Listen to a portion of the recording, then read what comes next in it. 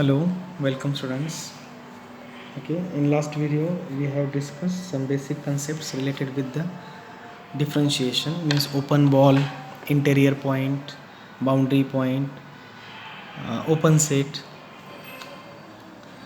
Today in this video, in last video we have discussed the definition of differentiation of a scalar field. Now so what was that definition? Just recall that definition. Let f from S be an open subset of Rn to R be a scalar field function. Let A belongs to S be an interior point, full stop. F is said to be a differentiable at A if there exists a linear transformation T from Rn to R such that limit h tends to 0 mod of f of a plus h minus f of a minus t of h upon norm h is equal to 0. बघा, question is that mod of f of a plus h minus f of a minus t of h. हा mod का आहे? Because a plus h जे काही आहेत ते सगळे s मध्ये आहेत. त्याच्या अंडर f अंडर जर मी याची इमेज केली तर ती r मध्ये येते. आर मध्ये मॉड असतो, आर मध्ये नॉर्म नसतो. त्यामुळे mod of F of A plus H minus F of A minus T of H upon norm H. H हा एस मधला आहे, त्याच्यावरती मध्ये ते मॉड नसतो, तिथे नॉर्म फंक्शन असतं. हे इज इक्वल टू 0 येईल. Then this T is called as total derivative of F at point A. Okay, if it exist denoted by, if it exist झालं पाहिजे तरच त्याला म्हणतात. आणि it is denoted by D F A or t of h or dfa. ठीक है, so this is the notation of the total derivative. Okay, so remark, look at the definition once again. Let f from s to r be a scalar field function. A belongs to s, b an interior point, full stop. F is said to be a differentiable at point a if there exists a linear transformation T from Rn to R such that limit h tends to 0 mod f of a plus h minus f of a minus t of h upon norm of h is equal to 0. Then this t is a total derivative. Now next we move to the remark. Look at the definition. On depends on that definition we have examples. So in next after some time, after few minutes, we are going to discuss or we are going to solve the examples how to find the total derivative of the given function at a given point. So first remark is that total derivative is a linear transformation and not a real number. Okay, dfa is the linear transformation but this is not a real number. हे जे remark आहेत त्या remarks ऑब्जेक्टिव्हमध्ये विचारले जातात. dfa at h is a real number, त्याच्यामध्ये h ची value टाकली, is a real number which is for every h belongs to Rn. तर ते प्रत्येक h साठी मी h च्या डिफरंट व्हॅल्यू टाकला की तुम्हाला डिफरंट पॉईंट्स मिळतील. That is total derivative is a function defined for all h belongs to Rn. Next, if the question is asked using epsilon delta definition find the total derivative, then we have to use this definition. Okay, so what is the definition? Look at here. Let a belong, epsilon delta definition for the total derivative. Let a belongs to s be an interior point. F is said to be differentiable at a. F is said to be differentiable at a if there exists a linear transformation t from Rn to R such that for all epsilon greater than 0 there exists a delta greater than 0 such that norm h less than delta implies mod f of a plus h minus f of a minus t of h upon norm h is less than epsilon. Fourth, if f is differentiable for all a belongs to s then f is said to be a differentiable scalar field. Okay, if f is differentiable for all a belongs to s, then f is said to be a differentiable scalar field. Example. So let us move for the example. Look at the example. Evaluate the total derivative of the following function using definition. म्हणजे definition म्हटलं म्हणून epsilon delta डेफिनेशनच वापरावं. Also evaluate the total derivative at a mention point, म्हणजे जे काही point mention केले त्या ठिकाणी पण आपण टोटल डेरिव्हेटिव्ह काढावा. आधी टोटल डेरिव्हेटिव्ह काढायचा आणि त्यानंतर त्याचमध्ये तो पॉईंट टाकायचा असतो. आधीच पॉईंट घ्यायचा नसतो. त्यासाठी आधी पॉईंट हा बघायचं, स्केलर फील्ड कुठून कुठेपर्यंत डिफाईन केली आहे ते चेक करा.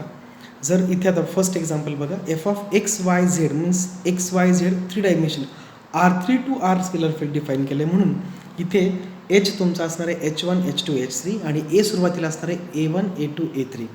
सगळं टोटल डेरिव्हेटिव्ह झाल्यानंतर आपण त्याच्यामध्ये ए हा जो गिवन पॉईंट आहे तो गिवन पॉईंट टाकायचा. ओके, बऱ्याच वेळा चुका अशा होतात की ए प्लस एच करताना मुलं ऑलरेडी जो ए दिलेला आहे तो आधीच टाकतात. पण आधी लक्षात ठेवा, आधी सगळ्यात टोटल डेरिव्हेटिव्ह आधी काढायचा आणि त्या डेरिव्हेटिव्हमध्ये मग तो नंतर पॉईंट ठेवायचा असतो. ओके, हे 2 एक्झाम्पल आहेत. एक एक्झाम्पल तुम्हाला होमवर्कला आहे, एक एक्झाम्पल आपण आता घेऊया. Okay, so look at the first example. F of X Y Z is equal to X square plus 2y² plus 3z at A म्हटलं आहे. ए काय आहे? A1 A2 A3. सुरुवातीला हेच घ्यायचं. एच काय आहे? H1 H2 H3.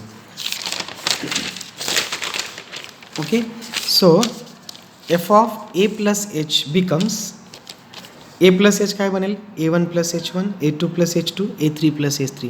Means F त्याच्यावर ऑपरेट केलं की हे असं बनेल. एफ ऑफ ए काय असेल? F of A1 A2 A3. Next जे जे आपल्याला लागणार ते आपण काढून घेऊया. डेफिनेशनमध्ये काय असतं? F of A plus H minus F of A is equal to काय होईल ते? A1 plus H1 bracket square plus 2 times A2 plus H2 bracket square plus 3 times A3 plus H3.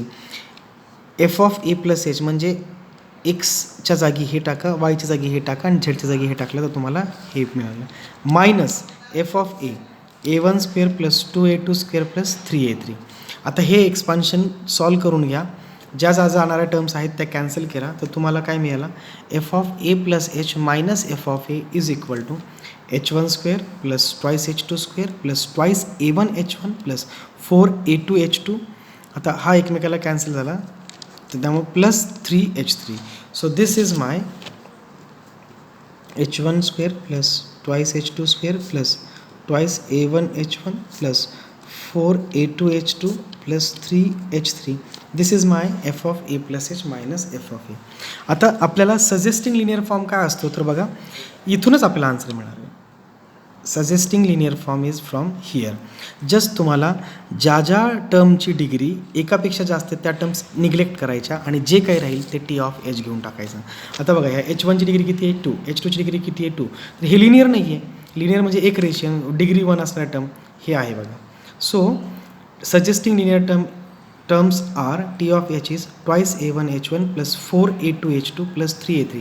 Answer तुम्हाला इथेच मिळतं पण ते तुम्हाला आलेलं आहे हे प्रूफ करावं लागतं युझिंग एप्सिलॉन आणि डेल्टा डेफिनेशन. ओके, काय केलं बघा, हे सॉल्व केल्यानंतर ज्या टर्म्स कॅन्सल होतात त्या काय घालवल्या, ज्याच्यामध्ये फक्त टर्म डिग्री 1 आहे, ज्या टर्मची डिग्री 1 आहे त्या टर्मच्या डिग्री त्याच टर्म्स आपण खाली घेतल्या बिकॉज त्याच लिनियर फॉर्म आहे, त्याच लिनियर डिग्री टर्म्स आहेत किंवा लिनियर टर्म्स आहेत. Okay, next now using the definition let norm H is less than delta. Norm H means norm H1 square plus H2 square plus H3 square. Okay, so here